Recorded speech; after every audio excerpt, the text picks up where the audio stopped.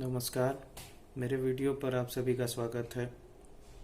जैसा कि आपने मेरे वीडियो के थंबनेल में देखा, जो हेडिंग थी उसके द्वारा आपने कुछ अंदाज़ा लगाया होगा किस बारे में मैं बात करने वाला हूँ।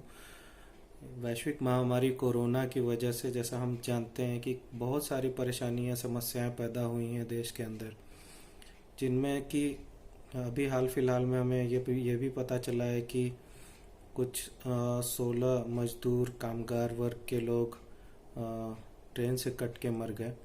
और इस तरह की बहुत सारी समस्याएं पैदा हुई हैं देश के अंदर। लेकिन सोचने वाली बात यह है कि हर समस्या पर सबका ध्यान नहीं जा रहा है। तो अ, जैसा कि हम सभी जानते हैं, बहुत सारी संस्थाएं हैं, सरकार के अलावा गैर सरकारी संस्थाएं बहुत सारी हैं, बहुत सारी कंपनीज़ हैं जो कि छोटी कंपनीज़ थी, जिनके पास बहुत ज़्यादा कैपिटल और प्रॉफिट मार्जिन नहीं था। तो वो पहले ही या तो बंद हो चुकी हैं, या तो वो अपने कर्मचारियों की कमी कर रही हैं, कटौती कर रही हैं। तो उसके चलते बहुत सारे ऐसे भी लोग हैं जो प्रभावित हुए हैं। जो कामगार वर्ग के लोग थे, उनको तो हमने देखा कि मुंबई के अलावा दिल्ली के आनंद विहार में भी किस तरह से भीड़ थी, जब ये पता चला कि इन लोगों के लिए घर जाने के लिए भी सेवाएं सरकार दे रही है। तो उस भीड़ से भी अंदाज़ा हुआ कि कितने सारे लोग हैं जो गैर सरकारी संस्थानों में अपने प्रदेश से काफ़ी दूर रह कर के काम करते हैं, और उनमें से कितने मजदूर वर्ग के लोग पैदल और परेशानियों को झेलते हुए अपने घर की तरफ जा रहे थे। तो ये तो वो लोग हैं जो कि बहुत आसानी से जिन पर ध्यान चला जाता है सबका, क्योंकि मीडिया इसको कवर कर रही है, इसको बहुत सारे लोग दिखा रहे हैं। लेकिन मैं जिन लोगों के जिस तबके के बारे में मैं बात कर रहा हूँ, वो समाज का सबसे सहनशील तबका है, जिसे हम लोअर मिडिल क्लास के नाम से जानते हैं। तो ये वो लोग हैं जो कि परेशानी होने पर भी वो किसी के सामने मदद मांगने नहीं जाते, ना ही किसी के आगे हाथ फैलाते हैं। तो सबसे बड़ी समस्या ये कोरोना महामारी जो आई है, इसने इन सारे लोगों के लिए परेशानी खड़ी की है।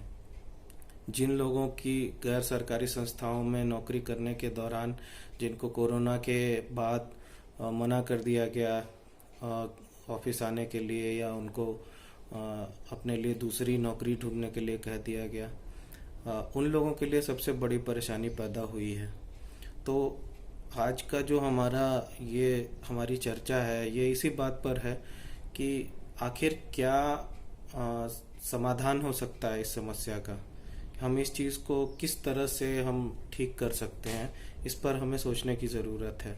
मेरा ये मानना है कि फ़िलहाल हमारे सामने सिर्फ एक ही उपाय दिखाई देता है, जो कि जिसमें हम व्यक्तिगत रूप में हम मदद कर सकते हैं। जैसे कि आपने देखा भी होगा कि बहुत सारे लोग खाना और इस तरह की सेवाएं दे रहे हैं, जो वंचित लोग हैं और जो असहाय लोग हैं, उनकी सहायता करने के लिए उनको खाना खिला रहे हैं, कुछ सामग्री वितरण कर रहे हैं। तो ये भी एक अच्छा तरीका है मदद करने का। लेकिन उनका क्या, जो कि रोड पर जा कर के या किसी की मदद की गुहार नहीं लगा रहे हैं, लेकिन वो परेशान हैं सिर्फ इसलिए क्योंकि एक स्वाभिमानी व्यक्ति हैं और उनकी नौकरी जा चुकी है या उनका कारोबार ठप हो चुका है। तो क्या समाधान हो सकता है जिसमें हम ऐसे लोगों की सहायता कर सकें जिनकी आमदनी ख़त्म हो गई या जिनकी आजीविका ख़त्म हो गई? उन लोगों के लिए क्या हो सकता है? पहला तो ये व्यक्तिगत रूप से कि अगर ऐसे किसी व्यक्ति को हम जानते हैं तो हम उससे किसी बड़ी संस्था से जोड़ने का प्रयास करें। अगर हम एक बड़ी संस्था से जुड़े हैं, या ख़ास तौर पर वो कारोबारी लोग या वो उद्योगपति लोग जो हैं, जो समर्थ हैं ऐसे लोगों को नौकरी देने के लिए, वो ज़्यादा से ज़्यादा रोज़गार पैदा करें ऐसे लोगों के लिए। और ये महामारी ख़त्म होने से पहले कोई एक ऐसा कॉमन प्लेटफॉर्म हो जिस पर कि इन लोगों के लिए एक पोर्टल बन सके या एक ऐसा कोई प्लेटफॉर्म बन सके जहां ऐसे लोग अपने आप को रजिस्टर कर सकें और उसके आधार पर इनके लिए नौकरियां पैंडेमिक ख़त्म होने से पहले सृजित की जा सकें। तो ये इस पर चर्चा करना बहुत ज़रूरी है। तो जो मेरा सुझाव था वो तो मैंने दिया, लेकिन इसके बावजूद मुझे आप लोगों का भी इस पर सुझाव चाहिए। तो जैसा मैंने अनुभव किया है, मुझे नहीं लगता आप इससे कहाँ तक सहमत हो पाएंगे कि अगर एक कन्या है, कोई लड़की जिसे कि शिक्षित किया जाए तो उसके बल पर आने वाली पीढ़ियां भी शिक्षित हो जाती हैं, क्योंकि स्वाभाविक तौर पर वो अपने बच्चों को भी पढ़ाती है और अगले आने वाली पीढ़ी भी शिक्षित होती है। और उसी तरह से अगर कोई लड़का है जो कि अपनी नौकरी खो चुका है, बेरोजगार है, तो अगर उसे कोई आजीविका का साधन दिलाता है तो उस पर निर्भर रहने वाले लोग भी सहायता प्राप्त करते हैं। तो ये दोनों ही बहुत ही नेक काम है। लेकिन इसके लिए और क्या ऐसे प्लेटफॉर्म हो सकते हैं या और क्या ऐसी चीज़ें हो सकती हैं जिसके आधार पर हम इन लोगों की सहायता कर सकें। तो व्यक्तिगत के अलावा अगर आपके पास कोई सुझाव है जिसको बड़े पैमाने पर किया जा सकता हो तो प्लीज़ कमेंट बॉक्स में अपने कमेंट दीजिए। कमेंट में आप अपने सुझाव दीजिए ताकि जो अगला वीडियो मैं बनाऊं वो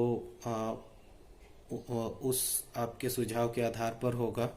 उसमें मैं आपके उस सुझाव को भी शामिल कर दूंगा और न सिर्फ शामिल करूंगा बल्कि मैं आपका नाम भी वहां पर लूंगा, क्योंकि वो सुझाव आपका था।